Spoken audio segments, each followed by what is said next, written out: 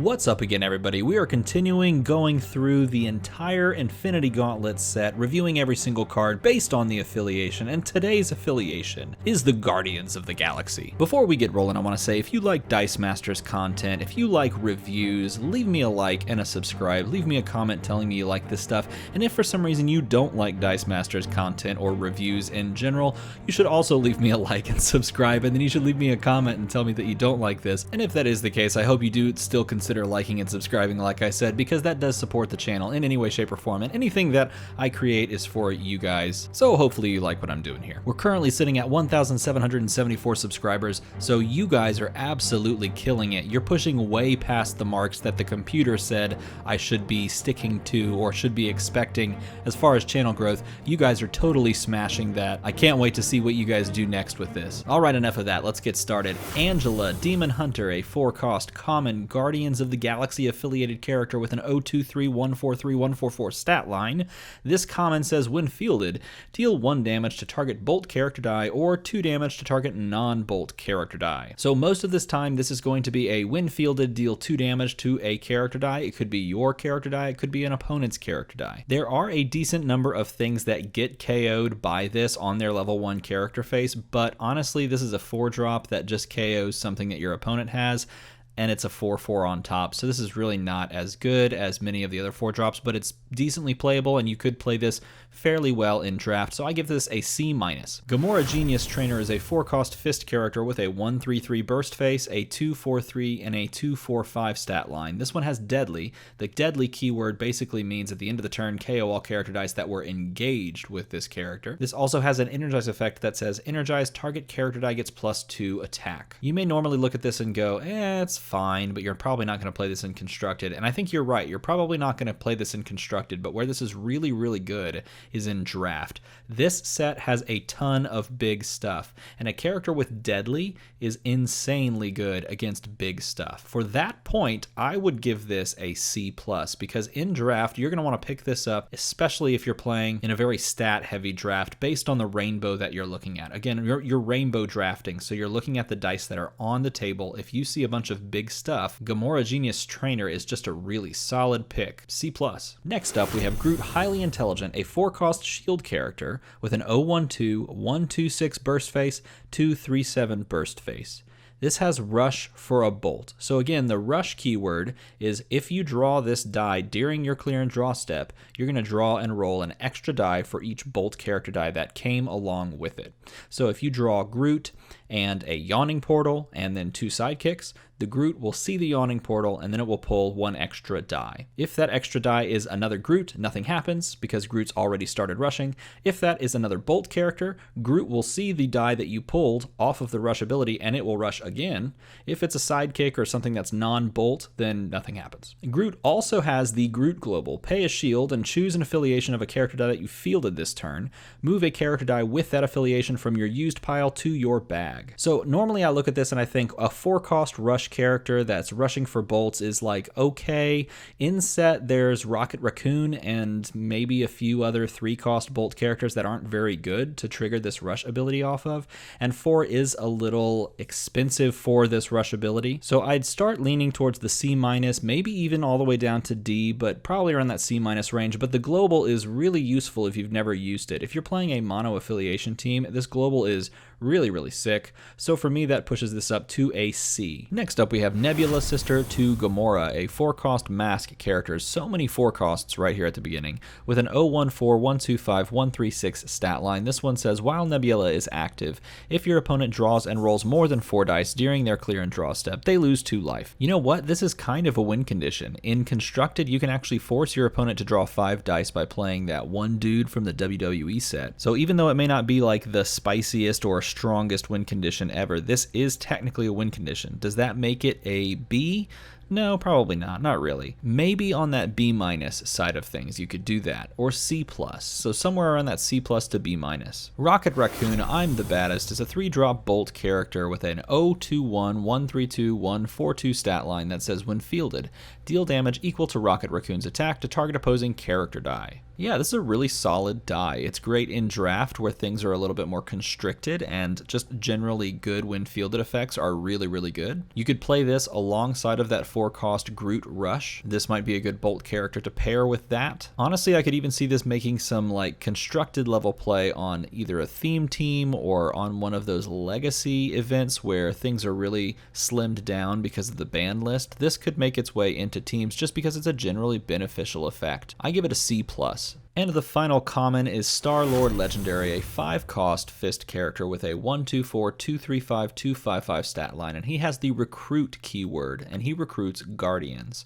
Recruit is an effect wherein if this character die damages the opponent somehow, either by going through unblocked, or maybe you give it Overcrush and it damages your opponent in excess of its blockers, then he will pull a Guardian character die from the use pile and put it into the field zone on its level 1 character face. He also says while Star-Lord is active, your Guardian character dice gain energized. Target character die gets +1 attack. Two very interesting effects. First of all, let's talk about Recruit. Recruit is very hard to trigger. You're going to have to basically just run Overcrush alongside of Recruit. Otherwise, you're hoping that your opponent doesn't block this, or you're running something that makes it unblockable. Second of all, you're going to need whatever it triggers into, like in this case, a Guardian character. You're going to need that character in the used pile when this actually does deal damage to your opponent. So there's a lot of hoops to jump through just to get a character from your used pile into the field zone on level 1. So for that effect, it's definitely not worth 5. However, while Star-Lord is active, your character dice gain energize effects. That's kind of interesting. That you could do some interesting combo things with. Just giving character dice energize effects is always interesting. Is it interesting enough to be good? Probably not. And so I give this one a C-. Ooh, it was almost a D, but I gave it just a couple of extra bonus points in my mind because giving things energized just seems spicy. On to an incredibly powerful card, Angela, Odin's daughter. 4-drop Bolt character, same stat line as before because it's Angela, and this one says while Angela is active, ignore your opponent's when fielded abilities. This card is meta. This card's insane. It's even good in draft, which is crazy because there's some really beneficial when fielded abilities that your opponent wants to use, and you can just shut them off if you draft this. But obviously this is a constructed staple, and it is an A. Uncommon Gamora time. Gamora Adventurer, another 4-cost Fist character. This one has Energize. Field a non-sidekick character die from your used pile at level 1. On the burst phase, which is the level 1 character phase, she has Deadly as well. Hey, look at this. So if you miss this character and roll it on 2 fists, you basically recruit something, except you don't have to damage your opponent to do it. You just get to pull a non-sidekick character die from your use pile at level 1. It's not even stipulation based on like the random effect that you need. This is why I think the recruit mechanic is just not powerful enough, because here it is built onto Energize, where you don't even have to field and then hit your opponent with it. You just get a character at level 1, no strings attached, super solid. The fact that this also has the chance of being deadly on a character face is pretty decent. Now when you roll this on level 2 and level 3, you're really sad because she's expensive to field and she doesn't do anything when she's out there, so you're always trying to get the energize effect, or maybe on the fringe chance of getting the deadly face, you may keep that. I think it's all around solid myself. I give it a C+. Groot, quasi-dimensional superpositional engineer. Nailed it first try. 4-drop shield character. It's got Recruit, Rocket Raccoon. It's also got the Groot Global that we mentioned before. I just got finished talking about why I think Recruit is really hard to trigger, and this is no different. Now this one may be a little bit easier just because it is a 1, 2, and 3 attack character on its 3 sides respectively, so your opponent may be like, fine, field the Rocket Raccoon. I'll just remove this Groot and not worry about it. That could be the saving grace of this Recruit keyword, but if you're playing this and you're trying to push the Groot for damage, you might want to include a stat flip, at which point, you know, they're never going to let it go through. Yeah, I'm just not loving it. There's better stuff to buy it for. This is a D. Nebula, Cold-Blooded, a 4-cost mask character that says when fielded, deal 3 damage to target character die and lose 1 life. Okay, I just want to lead with this stat for you.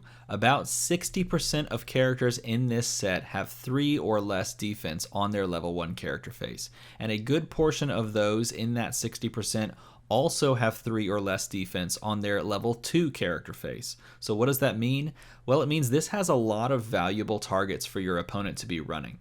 So if you field this, you're likely going to remove something of consequence on your opponent's side of the field. The losing one life along with that probably doesn't matter that much, particularly if you're somehow pushing a board advantage with this. Now, the main downfall to this card is the 4-cost nature of it, but if you're building something in Constructed where you're trying to remove things and push damage, this might fit really nicely on like an Asuka team where you can buy it for 2, field it, deal 3 damage to your opponent's stuff, and then push a buffed Asuka. I could see that. I could really see that. This is a C+.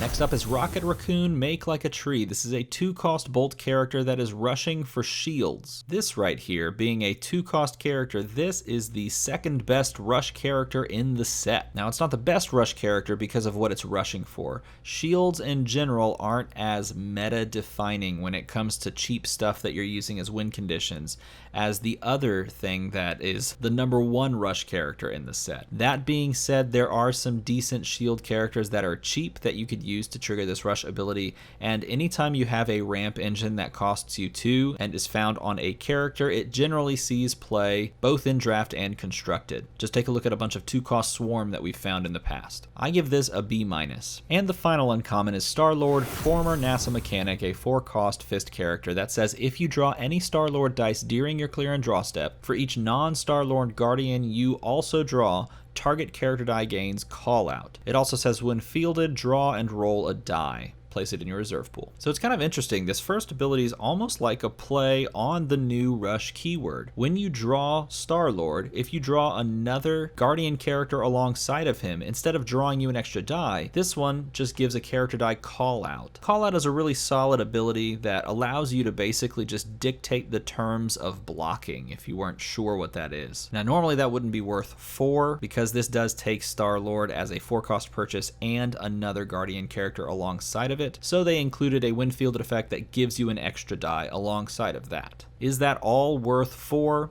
I'd say yeah, it's probably worth playing around with. This is like that middle of the road C to me. On to the rares, and we start with one that I personally love. This is Angela as Guardian of the Galaxy, a 4-drop bolt character that says while Angela is active, your character dice gain infiltrate. This is such a card like just built for my type of player. The person that just wants to fiddle with things and tinker. It's a win condition, but it's also like a combo enabler. It's already seen a little bit of play in semi-competitive to competitive tournaments thus far, and I fully expect it to see more play like that going forward. I give this a solid B+. Next up is Rare Gamora, Angela's ally, a 3-cost fist character that says Rush Bolts. Ladies and gentlemen, say hello to the best rush character in the set. Why is this the best rush character in the set? Well, there are so many good, cheap, bolt characters and actions in the meta. It's absolutely insane how many things that this can trigger off of. It's so solid. Will this make a top tier competitive team? Perhaps not, but I could actually see that being a possibility. If I had to put money on it, I would say no, but it is definitely possible. I give this a B+. Groot, Jolly Protector, is a 5-cost shield character that again has Recruit Rocket Raccoon. This one also says, while Groot is active, prevent the first point of combat damage to you from each attacking character die, and it has the Groot Global. Okay, so they've raised it up to the 5-cost purchase slot from 4, which is the card that we saw in the uncommon slot with the Recruit Rocket Raccoon. And so in order to justify that 1-cost increase, they've also given us the ability to prevent the first point of combat damage to us from each attacking character die. Is that worth it? In a go wide meta, it definitely would be worth considering, but currently we're not in that. We are very much in a go tall meta. So if we get hit for 20 from 2 characters, well, luckily we're still alive. We only get hit for 18. In a go tall meta, this secondary ability is just not worth it. If this were a go wide meta, or if we see a shift into a go wide meta with another set release, then you would want to consider this, because that is pretty decent if your opponent's trying to hit you with a bunch of 2 attack or 3 attack characters. Reducing the damage from all of those is a lot more prevalent than reducing the damage from 2 giant god catchers. I give this one a D as well. Iron Man, smart guy on Earth. A 4-cost shield character that rushes for fist things. It also says when fielded, spin target opposing level 1 character die to an energy phase of your choice. So currently there's not a ton of really good fist characters or actions or anything like that for this to trigger off of. There are a few decent options in set, and out of set it's like meh. Not a ton of really great team building opportunities, but it's still decent. You can still play this, like run it with the Corvus Glaive that we talked about a few videos ago. The when fielded effect is also decent. It's pretty fine for a 4-drop. Those things all combine to make something that's pretty decent. I give this a middle of the road C, and I could see it getting better over time if cheap fist characters get printed. Nebula Space Pirate, a 5-cost mask character that says Awaken. So when this spins up, you trigger this effect. Deal 1 damage to target character die and 2 damage to target player. So this is one of the few cards that I am actually missing from this set in the rare slot, and I'm really sad about it because I think this card is phenomenal. This shares a lot of similarities with the 4-cost Atom that had a spin-up effect that dealt 2 damage. And while this is a 5-drop, if you're playing this alongside of Asuka, you can get this for 3, and then there's other ways to make that 3 cost even easier and more flexible, things like Clayface. I could really see you buying 2 of these and then just bouncing back and forth, paying masks and using energy field to spin one up to spin the other one down and vice versa. I think this has some serious potential to be semi-competitive, if not more competitive than that. I give this a B+. Rocket Raccoon and Grow is a 3-drop bolt character that has Awaken, so when this spins up, then you get to reroll a die in your reserve pool. This is kind of interesting. So if you package this alongside of a global that lets you spin him up, then you're essentially getting like a nerfed version of a Parallax, or maybe like a buffed version of the Acerarak global, if you think of it that way, because that rerolled 1 single die. You know, in general, I think this is like a C level kind of a card, but I have some ideas for this, and I think this might be like the build around kind of a card. So if you want to give it a C, you could give it a C. If you want to give it the build around tag, like I kind of want to, I'd give it the build around tag, because I have some interesting ideas for this card. Star-Lord King of Spartax is a 4-cost fist character that says Rush, non-Star-Lord Guardian character die. So basically, instead of rushing for a specific energy type, this is rushing for a Guardian that's not Star-Lord. So if you draw Star-Lord and then Gamora, or Star-Lord and then Rocket, or Star-Lord, basically just Star-Lord and any other Guardian character die, then he's going to draw you an extra die. He also says Energize, up to 2 target character dice gain call out. First of all, I love the use of Rush in a non-energy type related way. I think it's a really cool idea to rush for affiliated characters, not just energy types. That definitely puts a more thematic spin on the whole affair. And then pairing it with an Energize effect encourages you even more to just use this as a ramp tool and not as a character die, giving things that you do want as character dice call out. I like this a lot. It's not the most powerful thing out there. There's better Rush characters. We have already talked about that, but I really like the way that they designed this card. It's to me a solid C. All right, we got 2 super rares in the Guardians affiliation, and the first one is Gamora Requiem, a 5-drop fist character that says while Gamora is active, when your opponent uses an Energize ability, you may use a copy of it. And then of course, on its burst face, it does have Deadly. Sadly, this is just a 5-drop that hopes that your opponent is running Energize abilities, so really you're picking this up and playing this in draft, and that's most likely about it, because it doesn't really see much counterplay, I should say, not really even play, but counterplay, because that's what it's for, in Constructed, when you're really relying on your opponent putting an Energize effect on one of their 10 slots in the game. It's just not going to see much play outside of draft. In draft, it might see a lot more play, but it's still kind of expensive at 5. It is a really interesting ability, allowing you to just kind of copy what your opponent does and get some added value, but you do have to invest 5 into it. Just not worth the 5-drop. I give this a D. And the final card we're going to talk about today is Star-Lord Power Gem, a super rare 4-drop fist character. He literally just has Energize, Up to 2 target character dice get +2 attack. There's really not much to talk about here. It's like a decent energize ability. It's not the best, it's not the worst energize effect that we've ever seen. It's a decent super rare, it's not the best, it's not the worst super rare we've ever seen. I would say it's better than the Gamora Requiem we just talked about. It is cheaper, you can purchase it turn 1. It makes sidekicks better, which is something everybody starts the game with, but there's just better 4-drops in the game. Period. So where does this fall? Sadly, it's just about a C-.